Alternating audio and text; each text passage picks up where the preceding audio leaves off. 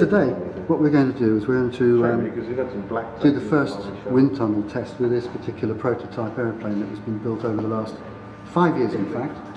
We're hoping today to demonstrate that the stall speed of a bird-like aircraft can be reduced to a really low level so that you can land into the wind almost anywhere you choose to land, and also that you can land at very low speeds. Now we're hoping that we get a stall speed today demonstrated by the wind tunnel of something in the order of 15 to 20 miles an hour, which should cut down the landing distance for an aircraft based on this technology to maybe 30 to 50 yards maximum. This means that you will start to have far less requirement for a formal airfield and be able to land it in much smaller spaces.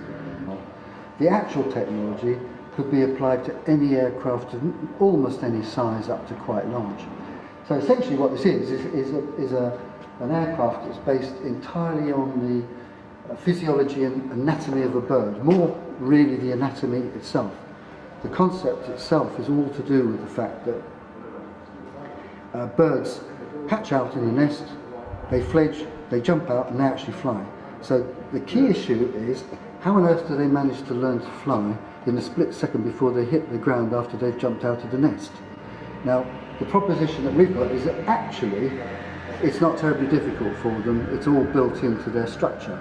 And so what goes on in those few seconds when the bird jumps out of the nest and goes, oh my god, I've got to fly.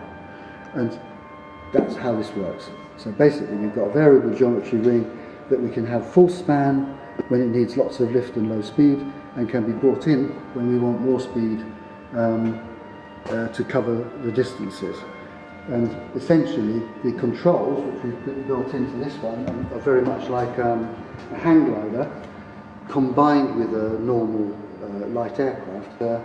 Roll, control that goes that way, and then we've got a little bit of modern aeroplane, which is to yaw the aeroplane left and right with this, which swings the tail of the aircraft round. So you probably notice on the film that the tail hasn't got a vertical fin because we don't actually need